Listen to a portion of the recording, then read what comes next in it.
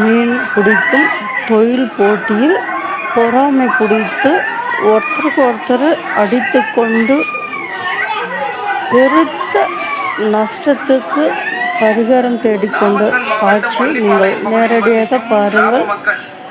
அவர்கள் எந்த அளவுக்கு கஷ்டப்பட்டு தான் சம்பாதிக்கிறாங்க, எவ்வளோ கஷ்டப்படுறாங்க.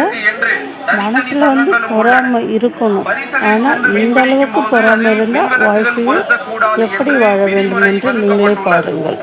ஆனால் சிலர் இந்த விதிமுறையை பின்பற்றுவதில்லை என குற்றச்சாட்டு எழுந்துள்ளது. இந்த சூழலில் பள்ளிப்பாளையம் மீனவர் சங்க உறுப்பினர்கள் சங்க விதிமுறையை மீறி மீன்பிடித்ததாக கூறப்படுகிறது.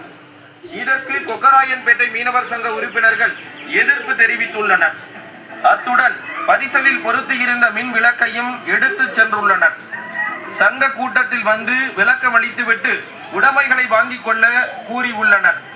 பள்ளிப்பாளையத்தை சேர்ந்தவர்கள் கொக்கராயன்பேட்டைக்கு சென்று அங்கிருந்தவர்களிடம் மின் விளக்கு மற்றும் மீன்பிடி வலையை எடுக்க முயற்சித்துள்ளனர். அப்போது இரு தரப்பினருக்கும் இடையே வாக்குவாதம் ஏற்பட்டுள்ளது.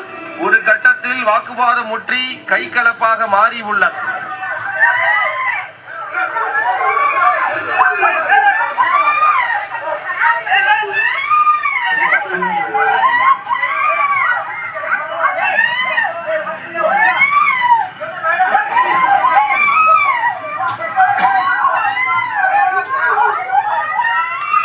இதனால் அப்பகுதியே வன்முறை களமாக மாறியது.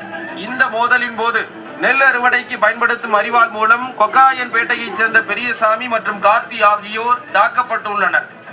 இதில் படுகாயமடைந்த இருவரும் ஈரோடு அரசு மருத்துவமனையில் சிகிச்சைக்காக அனுமதிக்கப்பட்டனர்.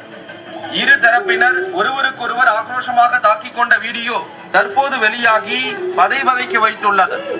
காவிரி ஆற்றில் மீன்பிடிப்பது தொடர்பாக இரு பிரிவினர்களுக்கிடையே ஏற்பட்ட மோதலால் பள்ளிப்பாளையம் பகுதியில் பதற்றமான சூழல் உருவாகியுள்ளது. இன்னும் இது